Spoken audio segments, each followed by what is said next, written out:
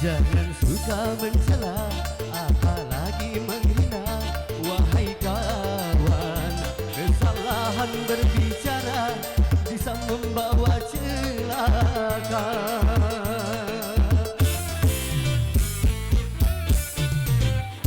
Jangan menyebar fitnah di antara sesama. Wahai kawan, jujurlah dalam bicara, janganlah suka berdosa. Berdosa,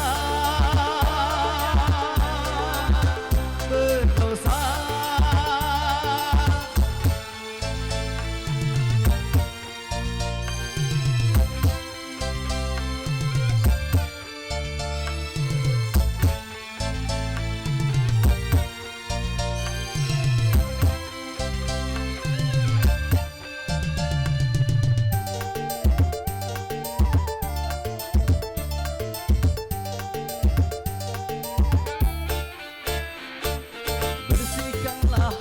Jangan saling membenci atau berprasangka yang tak pasti.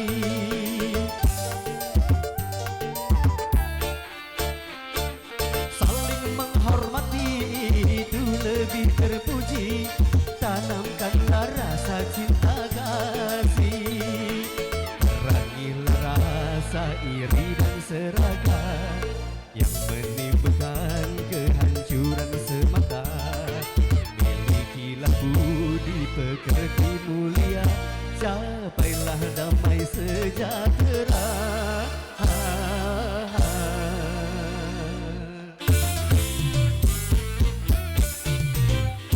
Jangan suka mencela, apalagi menghina. Wahai kawan, kesalahan berbicara bisa membawa celaka.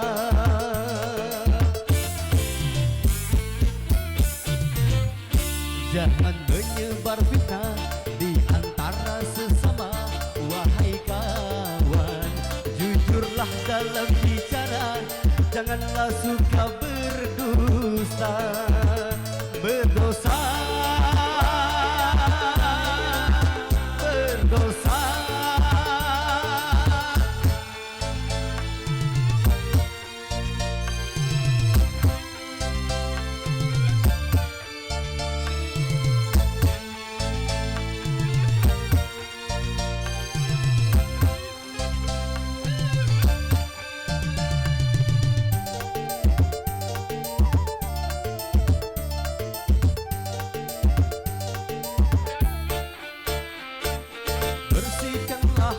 Jangan saling membenci atau berprasangka yang tak pasti.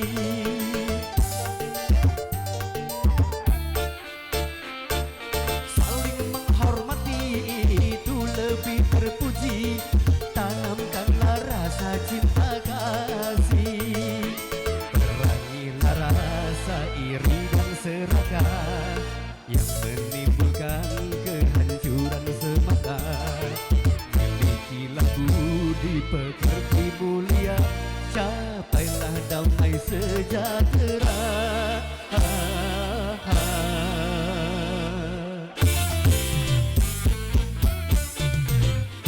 Jangan suka mencela, apalagi menghina. Wahai kawan, kesalahan berbicara bisa membawa celaka.